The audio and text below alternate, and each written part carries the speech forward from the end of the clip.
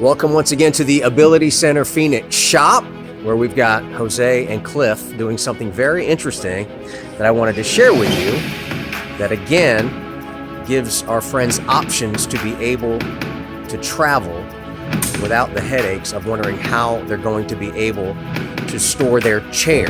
This is called a chair topper, is that right, guys? Yes, it is. And what exactly are you doing right now, Clif? So we have to install a rack to hold the chair topper on the roof of this car. Right. And in that case, the rack actually gets bolted to the roof, so it's a permanent fixture. So there's no way that the chair topper itself can come off.